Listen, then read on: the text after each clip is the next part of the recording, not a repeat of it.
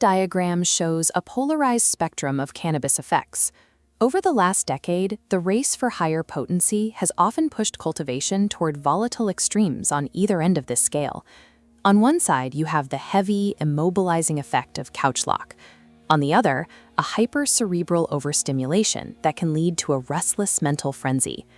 Stabilizing a strain at the exact middle of the spectrum requires a specific breeding process to lock in the traits of two very different parent plants.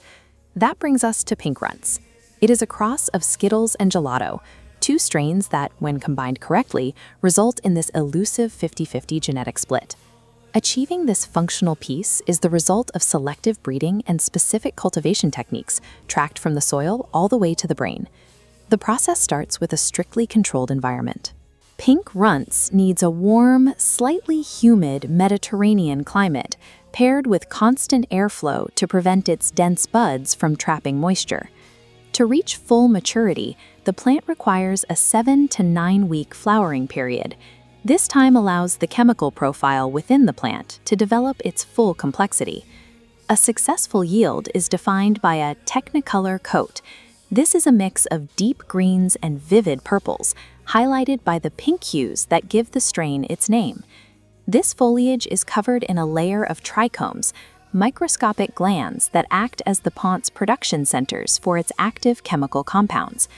These environmental requirements and the resulting trichome density ensure the plant can house a highly concentrated chemical payload. When those trichomes are opened, they release a scent profile reminiscent of tropical fruits and powdered sugar, with a faint undertone of berry incense. This diagram shows the terpenes responsible for that scent. These organic compounds are the same chemical drivers that influence how the body reacts to the strain. Limonene is the terpene behind the zesty, sweet tropical aroma.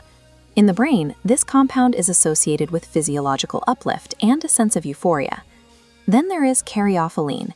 It creates the spicy berry note and acts as a relaxing agent that targets physical tension. Because these terpenes provide both the flavor and the physical effect, the sweet candy profile serves as a direct indicator of the dual action high that follows. Once consumed, the effects move in two distinct phases. Phase 1 is the sativa-driven cerebral ascension, which hits almost immediately. This phase is often described as sparking sociability or artistic inspiration, providing a mental boost without the edge of high-energy sativas. As the initial peak levels out, Phase 2 begins, a somatic response driven by the indica genetics. Instead of inducing heavy couch lock, a gentle warmth settles through the limbs. This relaxes the muscles while the user maintains their focus and mobility. This combination of mental clarity and physical relaxation creates a state of functional peace, showing that the 50-50 genetic split is working as intended. However, this smooth sensory experience can be misleading. The sweet flavor often masks the fact that the plant is carrying a significant chemical load. This chart shows the concentration. While the average modern strain sits around 15% THC, Pink Runtz consistently tests between 20% and 29%. The welcoming flavor profile can remove the natural sensory warning signs that usually signal high potency. This makes it easy for a user to consume more than their tolerance allows. Handling genetics this potent requires personal responsibility. Users should be aware of local regulations and stay mindful of their own body's limits. For those with less experience, it is wise to start with a small amount. Pink Runtz is a concentrated genetic cross, and it yields a powerful experience that demands respect. What was I saying?